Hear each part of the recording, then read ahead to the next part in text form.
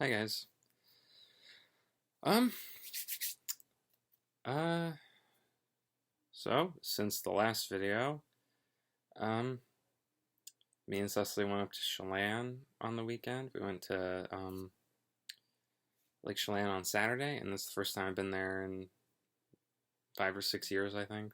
I used to, when I was younger, my parents and I would go up there a lot in the summer. Haven't done it for years though, and we'd always go to like this burger place up there called Lakeview Drive-In that I think has the best burgers and fries I've ever had.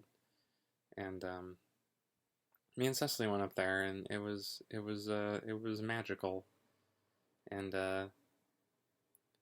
it was a super nice day, even though it was ridiculously hot, and we couldn't find anywhere to park to go swimming, so we had to swim in a place that said no swimming.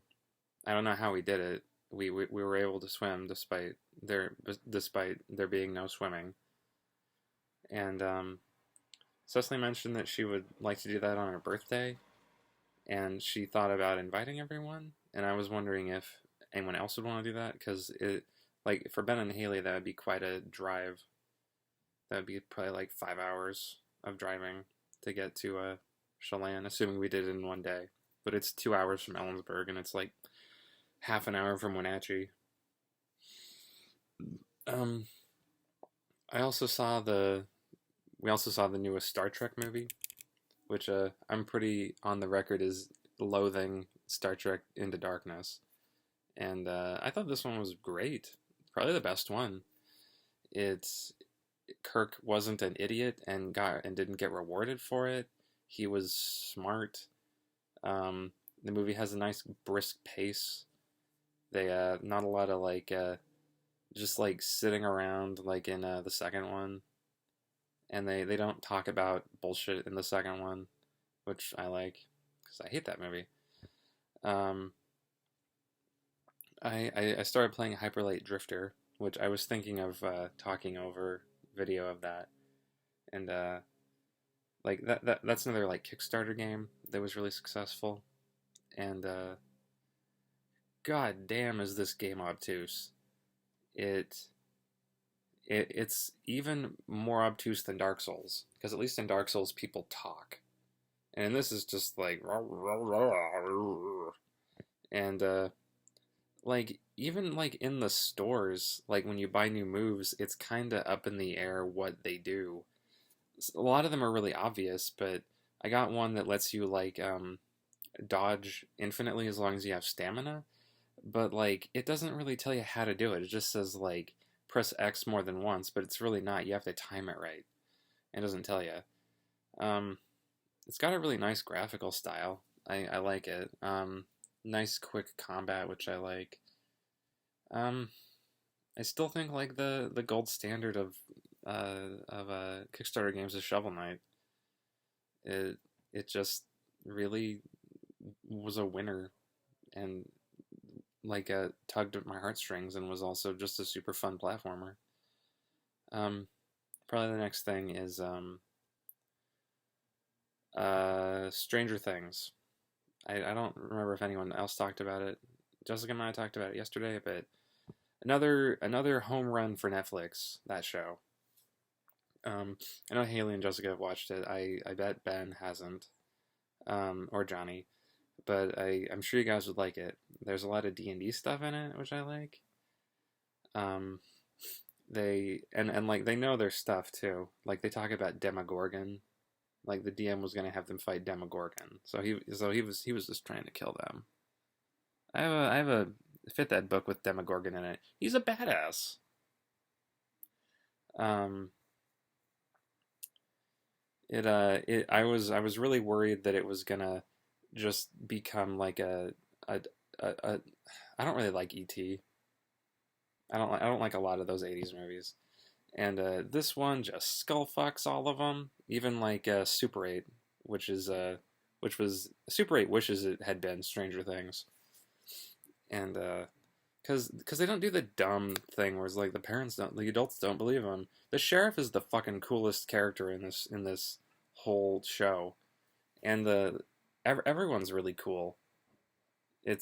I didn't hate the kids. They got kid actors that didn't suck.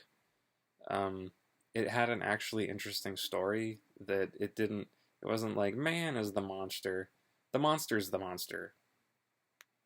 Um, I check out Stranger Things. It's really good. Uh, it left me hankering for more. And then the last thing is I'm not sure how to talk about this, but like one of the podcasts I listen to, like it bugs me that it made me so angry. But like one of the podcasts I listen to about manga, and in the second, like the chapter hasn't officially come out yet, but in the what is officially the newest chapter of One Piece, um, or I think it was the second to last actually, that Nami and Chopper and another character named Carrot that none of you guys know is are accosted by like a witch in a forest that they're in, and like Nami is apparently captured, and by captured I mean like the witch puts her hand around Nami's neck, and like in the podcast I was listening to, one of the guys was like, "It's nice of Oda to bring Nami back just to make her a damsel in distress," and then of course when this chapter begins, the first time we see Nami, it's her explaining to Luffy how she escaped. So just fuck you.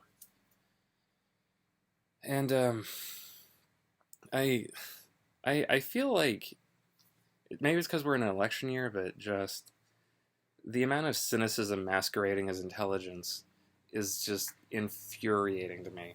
Because it's just like, I mean, if I had a dollar for every time Luffy's been at death's door and had to have been saved by someone, I'd have way more dollars than if Nami had been. It like it's like people just want to look at something and be like, oh, it's a shame he's such a shitty writer, but he's not. And like I can't say this as well as Stephen Colbert can. Don't be afraid to be a fool. Remember, you cannot be both young and wise.